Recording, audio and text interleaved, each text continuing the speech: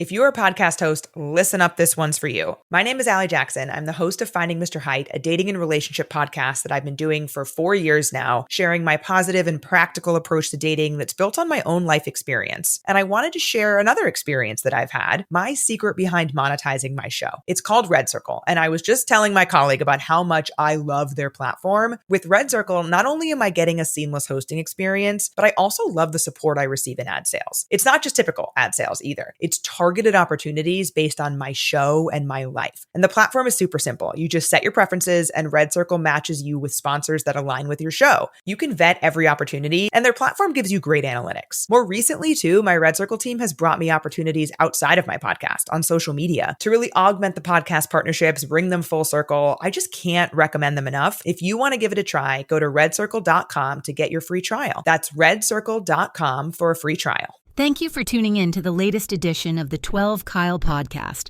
Whether you're listening during your commute, while working out, or just relaxing at home, we appreciate you. Every download, every listen, and every subscription means a lot. Up next, the 12 Kyle podcast. Because there's some like assholes in the comments that think I grew up like the Huxtables. You know what I'm saying? I don't know what the fuck is wrong with these people, but and coming from where we come from, it's a beautiful thing to have both of your parents. Yeah. I know in rap, they see all these people. We had both of our parents. Do that mean we wasn't in the street? No. Do that mean our household, we had gold spoons? No. My mom's she bust her ass. My pops was on drugs. He was able to shake back. I was outside doing shit. I was smart in school. I was athletic, but I was outside. Just ask the people. Just ask the cops. Just ask any fucking body you want to ask. For some reason, these people you can't be standing up to your word if you have both of your parents. Are you some type of asshole? It's a blessing to have both of your parents if you can have both of your parents. Ladies and gentlemen, thank you for listening. Thank you for downloading. And thank you for subscribing to the latest edition of the 12 Kyle podcast. I am your boy, 12 Kyle. I want to thank you all for tuning in as you do each and every week. Man, check this out.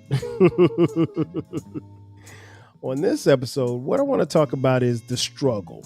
Now, you just heard a clip there from the rapper Jadakiss. You know Jadakiss from his time with the group The Lox, as well as his time as a solo artist.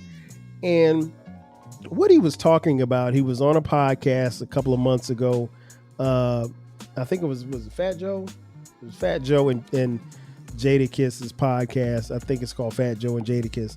And he was talking about, the struggle, or more specifically, like how we as Black people go through a struggle or what have you. And I think on one particular episode of their podcast, Jadakiss's dad was on the podcast and he got interviewed by the two of them. And, he made a comment, his dad made a comment that said something and I'm paraphrasing here, like, he didn't grow up poor. Like, he went to school and, his parents were together and, they did certain things together and they were a family, and it came from a 2-parent household. So, and I don't really know that I've ever heard Jadakiss talk about, growing up rough or anything like that. But I know Jadakiss is from Yonkers. Yonkers isn't a place that is, to be trifled with, if you will. It's not necessarily an easy place to live. But, I think the thing that Jadakiss really was trying to say there was that, he talked about, or he was trying to dismiss the notion that even though he came from, a 2-parent household, he was still in the streets and running the streets. And you know what? I don't know Jadakiss personally, so I will take him for his word. He doesn't strike me as a man that would tell a lie for 30 years. But that being said, it got me to thinking about, like, a lot of times, particularly with athletes and entertainers, the story or the narrative surrounding their rise to stardom or fame is pushed by the fact that they came up on hard times, and they were either in these poor neighborhoods, or they were in Section 8 housing, or they were homeless, or they were in gangs, or the cousins got shot, or they got shot at, just these very tough times. And it's not to dismiss the idea that it did not happen, because unfortunately that has been life for a lot of young Black people. That being said, we're not all a monolith. We all didn't grow up in gang infested neighborhoods. We all didn't grow up on the poverty side. And one of the things that I had a conversation with my sons. I have 3 sons, at the time of this recording, age 26, 23, and 18. And I told them, I said it in jest, but I meant it. Don't ever tell anybody that you struggle. Don't ever tell anybody you got it out the mud. All these other colloquialisms that, I'm getting tongue tied. Colloquialisms, words. Don't ever use words to describe a life that you did not live. Because no, you didn't get it out the mud. No, you didn't come up hard. No, you didn't have a struggle. You came from a 2-parent household of 2 parents who did, if you compare it to society, did pretty good for themselves. We're not rich by any stretch of the imagination, but we're not the Cosbys either. And nor are we the Evans from Good Times. But the thing is that my wife and I worked hard to give our children a life that we wanted, that we talked and dreamed about when we were in college at South Carolina State University and we were dating. We talked, and we talked about our dreams and the kind of life that we would want our children to live. And subsequently, they've lived those lives, and we want them to keep going and keep growing.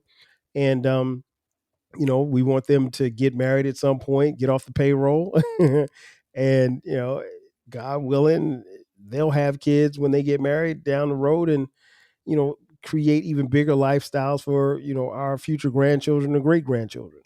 But no, it wasn't a struggle. It was a struggle, but it wasn't like the struggle that you would think. And I can only speak for me. My struggle is different from everybody else's struggle because very few people walk the path that I walk. It wasn't an easy path, but the thing is that the thing that I tell my kids all the time, anything that you want, you're going to have to work for it, because nobody's going to give you anything. And deep down, you really should want to work for what you get, because it's that much more rewarding in the end. Now, would I have loved to have been a trust fund baby and have millions and millions of dollars passed on to me? Yeah. But I have to ask myself too, if that had happened, would I have gone to South Carolina State and worked as hard as I did to get my degree?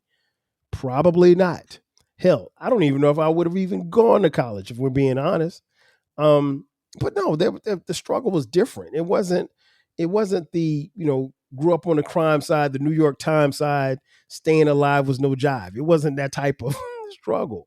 But I think what Jadakiss was speaking to was kind of a mentality that we kind of have, some of us have heard and then subsequently portrayed in the Black community, that, we all come from rough and tumble areas. No, we don't.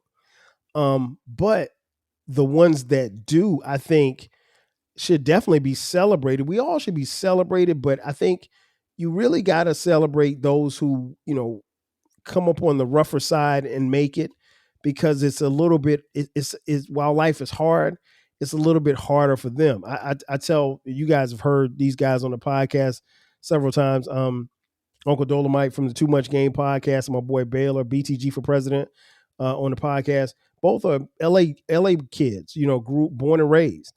And, I tell them all the time, tell your stories, because, and they do a great job of telling their stories as to how they grew up, not necessarily trying to promote any type of lifestyle or anything like that, but your experiences have made you who you are.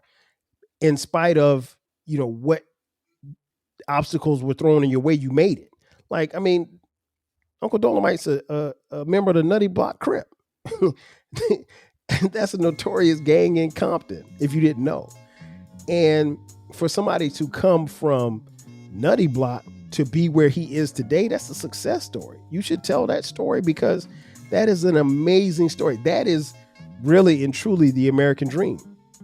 Conversely, I didn't grow up like that. But I think sometimes we have people who will highlight, the people who have not necessarily been through a struggle like what you may think, and then say, okay, well, hey, this is how it is for Black people. And if you didn't grow up like this, then, you were the Cosbys or you were privileged. Listen, I'll be the first to admit, no, I'm not from a neighborhood where it was drug infested or anything. You can ask anybody from my city in Florence, South Carolina. I came from the neighborhood that I grew up in was probably one of the most privileged places that you could be. We had a pool in our backyard and a long driveway where we had, enough space to play 4-on-4 in the basketball. We had a basketball goal and we had a driveway big enough for us to play 4-on-4 in a driveway. So, we weren't necessarily in the hood, not even the rap hood. We weren't even hood adjacent. But, the struggle that I think I had and the struggle that people around me had were different struggles. And it's a beautiful struggle if you look at it the way that you probably should, because at the end of the day, it's about having the mindset to want something better. Not necessarily better as far as material possessions, but wanting to do something bigger than what you see that's in front of you. I'm from a very small place, relatively speaking. There's probably more people that live in the city that I live in now, right outside of Atlanta, than in my hometown of Florence, South Carolina. And so because I'm from a small place, I never had the small town mentality. I never had the mentality of, well, this is all that I know. This is where I'm going to be. And I've seen that from people from New York City to Florence, South Carolina. Like, no, you don't have to be where you are. And it's really not about where you are. It's what's in you. Are you feeling nostalgic for the golden eras of rap and soul music? If so, tune in to the Rap Soul Podcast. We are your weekly journey through the 80s, 90s, and 2000s, spotlighting the music and the hidden gems that shaped the soundtrack of our lives. From the powerful beats to the soulful melodies, we bring you the best of the past with fresh insights and stories. Rediscover the music that defined a generation. Subscribe to the Rap Soul Podcast and enjoy the vibes. If you want a podcast where culture, conversation, and life collide, where you get insightful commentary, engaging discussions, and a fresh perspective on everything, then you need to listen to the 12 Kyle podcast. Hosted by the one and only, yours truly, 12 Kyle, a voice that you know and trust. This podcast will bring you thought-provoking moments, compelling stories, and a whole lot of fun. Whether you're a first-time listener or just tuning in, each episode promises to be something new and exciting. So sit back, relax, join 12 Kyle, myself, and my guests as we break down the world around us and give you stories that you've never heard before, from nostalgic throwbacks to everything in between. The 12 Kyle podcast is a front row seat to this conversation. Subscribe now and never miss an episode of the 12 Kyle podcast, where the vibe is always real and the discussion is always worth your time. And so everybody's struggle is different. Some people struggle in school, right? And for others, school comes very easy. I was having a conversation with our daughter the other day, and I was explaining to her, like, math was very easy for me when I was in 6th grade because it was just addition, subtraction, multiplication, and division. By the time I got to middle school, when you get to algebra and it's A plus B equals C, I didn't understand that shit. And it still, to this day, doesn't make any sense to me. And my daughter looked at me with amazement, like, my dad is very smart, but why doesn't he understand math? And because it doesn't make any sense to me.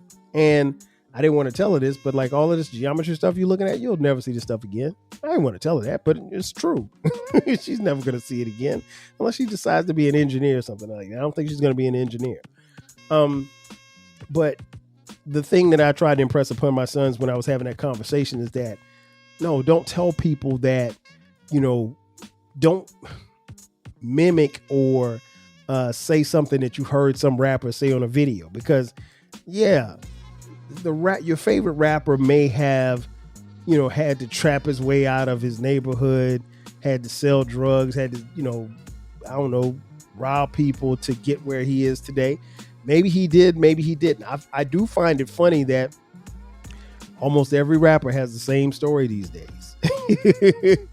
They sold dope, they hustled to get to where they are, and they were doing this, they were doing that. I mean, everybody can't have the same story. And I mean, given the fact that at one point in time in my life, I did kind of dabble in the music industry, and I did have someone at a record label tell an artist that I was working with that he should lean in on his story of how he grew up, and he should surround his raps around how he grew up.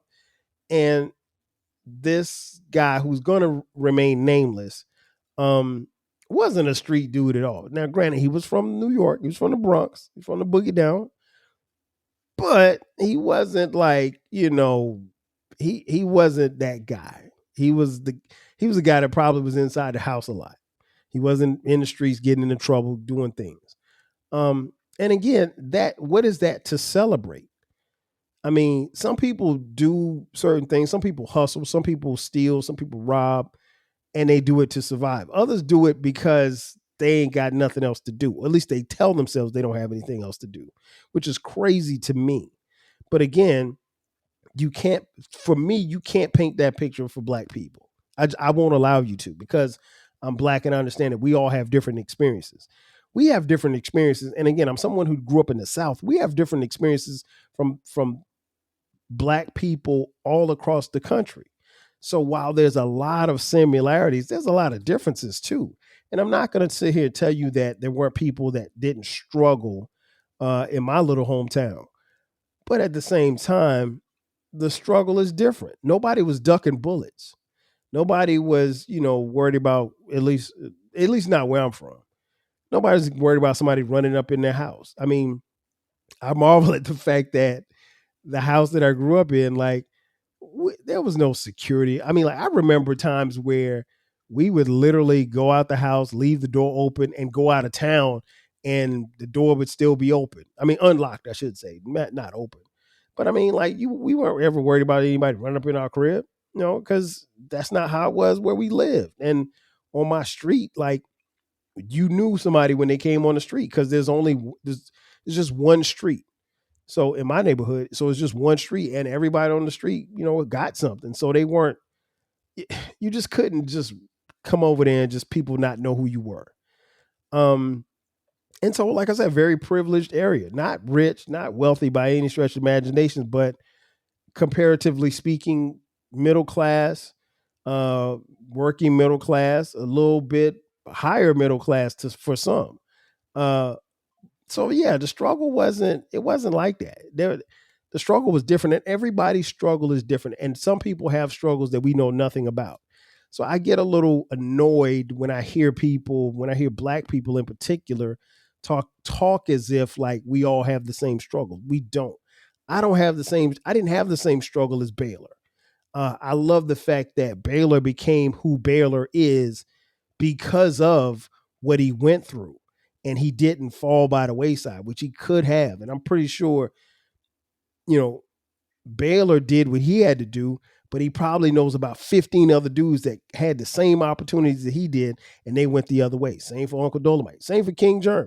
We all, and I'm just talking about podcasters, but I could even go to my friends who I grew up with, or my friends who from college.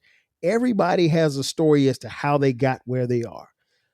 I'm almost, I get kind of turned off by watching like the NBA draft or the NFL draft and you see the guy comes up and he gets drafted and he's hugging the commissioner and he's happy and everything. And then they go into this story. Oh yeah, well, he grew up without a mother, without a father. They were homeless. They were taken up by ICE. And this was like in 85, and they were taken up by, like, the story is just like so grandiose. And I'm not saying that everybody doesn't have some type of struggle or hardship.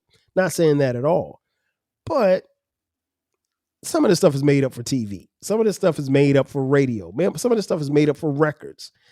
And I don't think that we're being totally honest with the other people. And the thing that I don't want to happen is I don't want other Black people to see that and feel any type of way or feel less than because you did. Should I feel,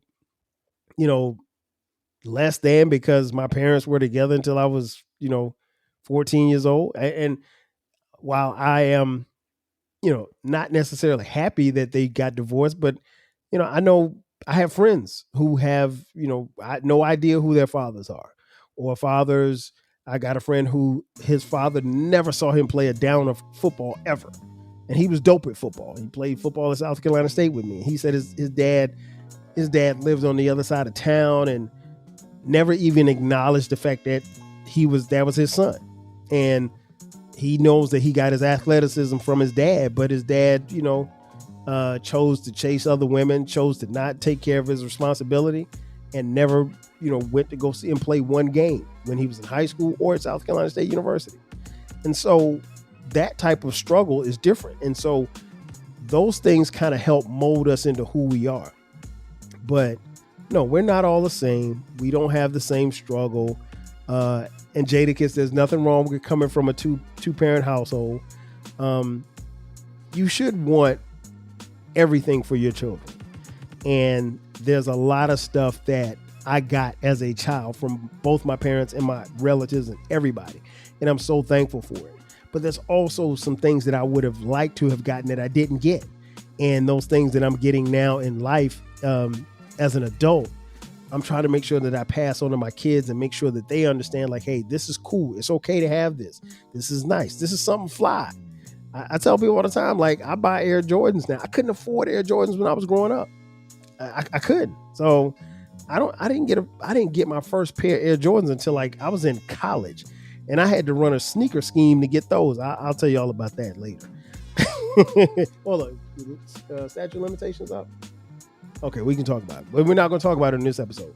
But yeah, as big a fan as I am of Michael Jordan, I never owned a pair of Jordans up until the time that I got to college. But me purchasing my first pair, that didn't happen until I was probably about 23, 24 years old. So, and now I can afford Jordans. So yeah, when I see the cement threes, I'm going to buy them because I wanted them as a kid in 88 and I couldn't afford them. They were $100. My mom was like, she wasn't spending $100. She was like, these shoes right here cost $20. You can get these right here, and they look just as good as those Jordans. No, they don't. In conclusion, everybody has a struggle. Everybody, and a lot of us are still struggling with certain things, and we don't always necessarily talk about it. But the thing that I want people to understand is that, again, we're not a monolith. We are a very diverse group of people. We come in all different shapes, sizes, various means of intellect. We're very innovative, and we all have seen different things. Because you travel one certain path doesn't mean that my path is less. Because I've traveled a certain path doesn't mean that your path is any worse. But the struggle is real. We all struggle with something. I think the biggest thing is understanding what it is that you struggle with and then overcoming that struggle. And it's okay to share your experiences. Just don't lie and make people feel bad about the fact that they didn't have the same struggle that you did, because they just may have. They just didn't tell the world about it. Ladies and gentlemen, that's going to do it for me. Thanks again for checking out this edition of the 12 Kyle podcast. Be sure to subscribe to the podcast. We drop new episodes every Thursday, every Sunday. If you're on YouTube, check us out, subscribe, like, and share this episode. Also, we have a new baby. It's called the Rap Soul Podcast. It is the intersection where we have discussions about hip hop, rap, soul, and R&B. when it comes to artists from the 80s, the 90s, and the 2000s. Simply put, folks, it's the best music podcast that you've never heard, so make sure that you check it out. Also, we have merch. If you'd like to contribute to the podcast, go purchase yourself some merch. Look in the description box. Check the link that says merch, and there you can get 12 Kyle Podcast t-shirts, hoodies, as well as coffee mugs. We got it for the low. Also, if you'd like to donate to the show, hit us up on Cash App, $TWELVEKYLE. Again, that's going to do it for me. Ladies and gentlemen, I am your boy 12 Kyle. I'll catch you guys next time. 5,000. Cheers. If you're a podcast host, listen up, this one's for you. My name is Allie Jackson. I'm the host of Finding Mr. Height, a dating and relationship podcast that I've been doing for 4 years now, sharing my positive and practical approach to dating that's built on my own life experience. And I wanted to share another experience that I've had, my secret behind monetizing my show. It's called Red Circle, and I was just telling my colleague about how much I love their platform. With Red Circle, not only am I getting a seamless hosting experience, but I also love the support I receive in ad sales. It's not just typical ad sales either. It's targeted opportunities based on my show and my life. And the platform is super simple. You just set your preferences and Red Circle matches you with sponsors that align with your show. You can vet every opportunity and their platform gives you great analytics. More recently too, my Red Circle team has brought me opportunities outside of my podcast on social media to really augment the podcast partnerships, bring them full circle. I just can't recommend them enough. If you want to give it a try, go to redcircle.com to get your free trial. That's redcircle.com for a free trial. Thanks again for listening to this episode of the 12 Kyle Podcast. If you enjoyed this episode, make sure that you hit the subscribe button and share this podcast with a friend who needs the 12 Kyle Podcast in their life. Every listen, every download, and every share helps us grow. Thanks for being a part of the 12 Kyle Podcast community. We appreciate your support. We will catch you next time. 5,000.